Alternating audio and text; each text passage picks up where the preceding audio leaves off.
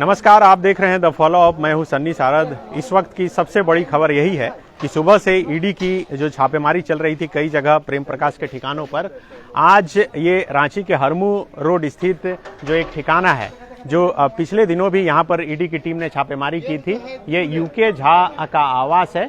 3K/7 ये आवास का नंबर है।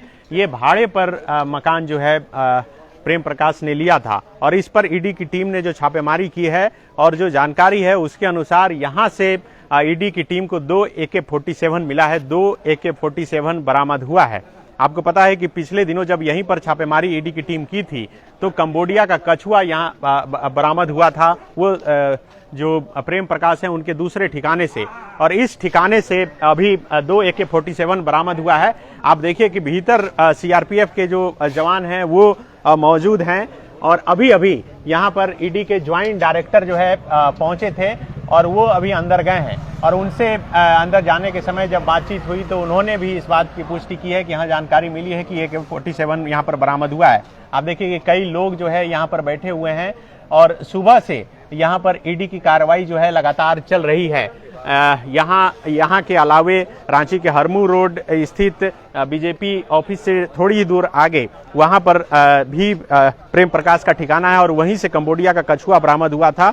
और अभी ये रांची के हरमू चौक से ठीक अगर बीजेपी ऑफिस के तरफ से आप शाहजहां चौक की तरफ जाएंगे तो लेफ्ट साइड की तरफ जो सड़क आती है, जो हरमू हाउसिंग कॉलोनी की तरफ, वहीं पर ये आवास है प्रेम प्रकाश का, एक ठिकाना है और यहीं से ये बरामद हुआ है 2 AK-47।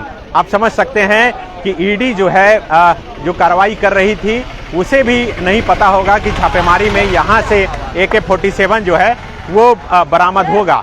हमारे साथ हमारे सहयोगी संजय हैं, उनसे जानेंगे और क्या कुछ जानकारी है। संजय, 2 AK-47 बरामद हुआ है ये तो पता चल गया, और क्या कुछ जानकारी है और ये AK-47 मिलने का क्या मतलब है?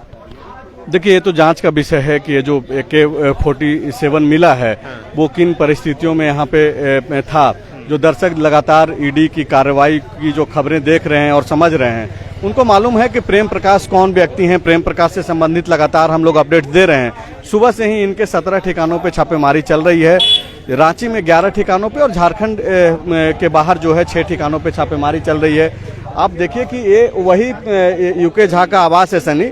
जब पिछले दफा जो 25 मई को जब ईडी कार्रवाई कर रही थी, इन ठिकानों पे छापेमारी कर रही थी, उस वक्त भी हम लोग यहीं पे थे और उस वक्त भी दर्शकों को हम लोग जो जानकारियां सामने आ रही थी उससे साझा कर रहे थे।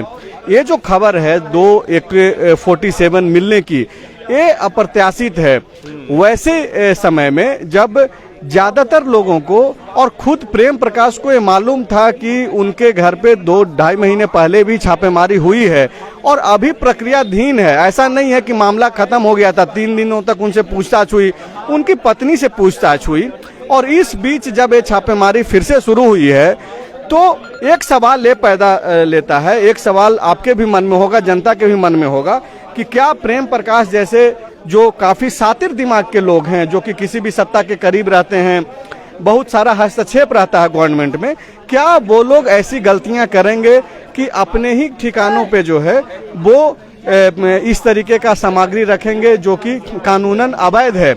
ये जो देखिए, ये बहुत पॉइंट वाली और मार्के वाली बात संजय बोल रहे हैं कि प्रेम प्रकाश के इस ठिकाने से जो 2 AK-47 ईडी ने बरामद किया है, अब सवाल है कि इससे पहले जब ईडी यहाँ पर छापेमारी की थी तो उस समय AK-47 बरामद नहीं हुआ था।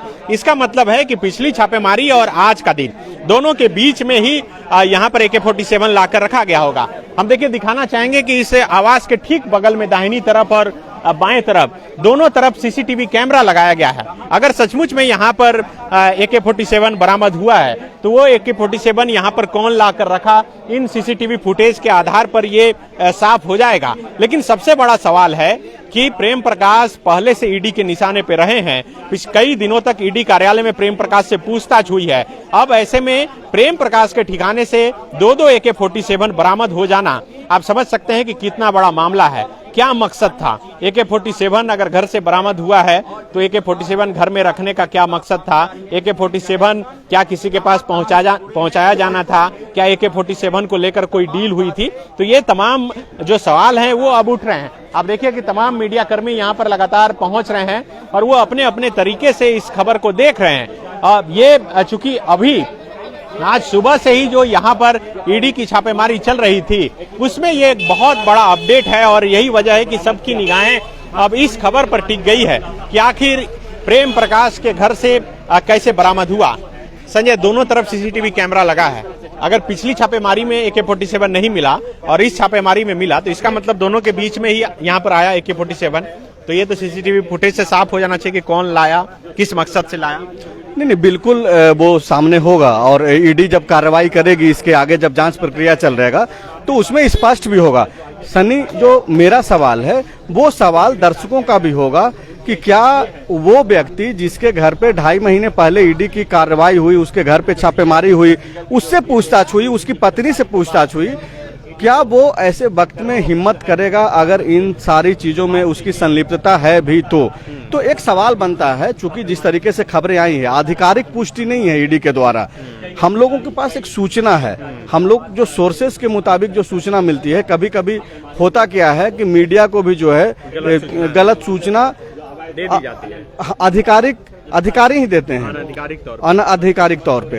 लेकिन ये जो खबर है बहुत बड़ी खबर है और बड़ी खबर इसलिए है कि जो एकदम कानूनन अवैध है AK-47 रखना, और अगर वो बरामद हुआ है ईडी के छापेमारी में तो इसको लेकर के जो है अब किस तरीके से कार्रवाई किस दिशा में मुड़ेगी। आपको मालूम है कि मनरेगा घोटाले से कार्रवाई अभी जब हम लोग यहाँ पर थे, जैसे ही सूचना मिली यहाँ पर पहुंचे, अभी 2 अधिकारी जो है जिसके गाड़ी के आगे वित्त मंत्रालय लिखा था भारत सरकार, और वो दौड़ते हुए पहुंचे। जब गेट यहाँ पर जो गार्ड है नहीं खोल रहे थे तब उन्होंने चिल्लाकर बोला कि मैं ज्वाइंट डायरेक्टर हूँ, गेट खोलो जल्दी से।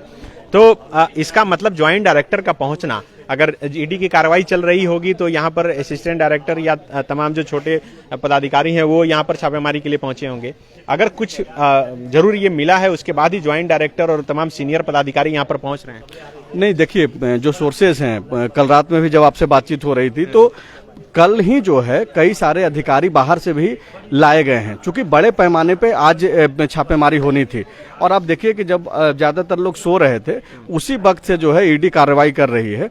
और अब जबकि चूंकि अलग अलग ठिकानों पे छापेमारी हो रही थी, कुछ देर पहले हम और आप प्रेम प्रकाश के दूसरे ठिकाने पे मौजूद थे, लेकिन जब यहाँ से जो 2 AK-47 मिलने की जो सूचना आई और उसके बाद आप देखिए कि जो बड़े अधिकारी जो दूसरे ठिकानों पे मौजूद थे, जो कार्रवाई चल रही थी, अब यहाँ पे धीरे धीरे करके पहुंच रहे हैं। और वही वजह है कि ये ज्वाइंट डायरेक्टर जो है थोड़ी देर पहले पहुंचे हैं, वो अब यहाँ पे जो है देखेंगे कि किन हालातों में, कैसी परिस्थितियों में जो है क्या वजह रही, कहाँ से वो आया यहाँ पे, तो इन सारी चीजों का जो है जांच होगा।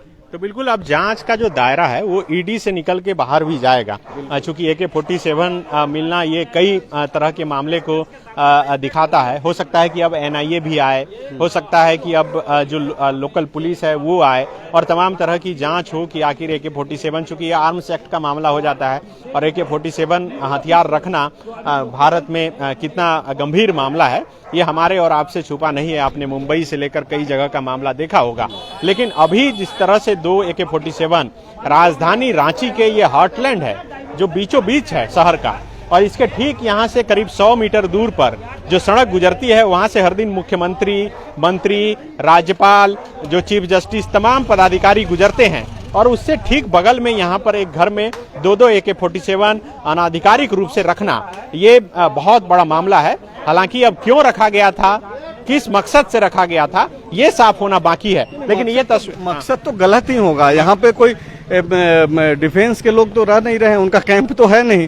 आप देखिए कि बगल में कई सारे बड़े अधिकारियों के, ये निदेशक हैं अमित कुमार, उनका के DC रह चुके हैं। बिल्कुल, उनका आवास है, बगल में कार्यालय है, बगल में जो है आप जिस सड़क की बात कर रहे हैं जहाँ से लगातार जो बड़े VVIP लोग हैं वो मूवमेंट उनका रहता है। उन परिस्थितियों में अगर यहाँ पे इस तरीके का सामान मिला है तो अब ये जो मनी लॉन्ड्रिंग का जो मसला है और जो आर्थिक भ्रष्टाचार का मसला है उससे कहीं ना कहीं अब दूसरे दिशा में भी ये पूरा मामला जा रहा है। अब इसको लेकर के किस तरीके से ईडी आगे बढ़ती है वो तो देखना दिलचस्प होगा, लेकिन फिलहाल जो खबरें हैं वो यही है कि आज की कार्रवाई में जो 2 AK-47 मिले हैं वो काफी गंभीर मामला है और अब देखना होगा कि ईडी किस तरीके से जो है इसको आधिकारिक तौर पे सामने रखती है। तो बिल्कुल ये देखना बड़ा दिलचस्प होगा। लेकिन ये तस्वीर आप देखिए, ये आप देखिए तस्वीर की किस तरह से यहाँ पर लगातार जो है छापेमारी चल रही है। तमाम सीआरपीएफ के जवान और कई पदाधिकारी यहाँ पर मौजूद हैं और सुबह से यहाँ पर मौजूद हैं। आप देख सकते हैं यहाँ पर बैठे हुए हैं और कई गाड़ी से यहाँ पर पदाधिकारी पहुंचे हैं और अब से कुछ देर पहले यहाँ पर जो है अभी ईडी के ज्वाइंट डायरेक्टर भी पहुंचे अन्य पदाधिकारियों के साथ और अंदर जाने से पहले उन्होंने बताया कि वो ज्वाइंट डायरेक्टर हैं और उसके बाद ही गेट खोला गया और उसके बाद अंदर गए। कई मीडिया कर्मी उनसे सवाल पूछते रहे कि आज सचमुच अंदर जो है वह AK-47 बरामद हुआ है। हालांकि उन्होंने इशारों में कहा वो उसे आधिकारिक रूप से नहीं माना जा सकता, लेकिन जिस तरह से हलचल तेज हुई है अब ये सवाल खड़ा हो रहा है कि आखिर AK-47 यहाँ पर पहुंचा कैसे और किस मकसद से लाया गया था। अब इसकी जांच जो है आगे की जाएगी। आगे जो भी अपडेट होगा हम आपसे जरूर शेयर करेंगे। शुक्रिया।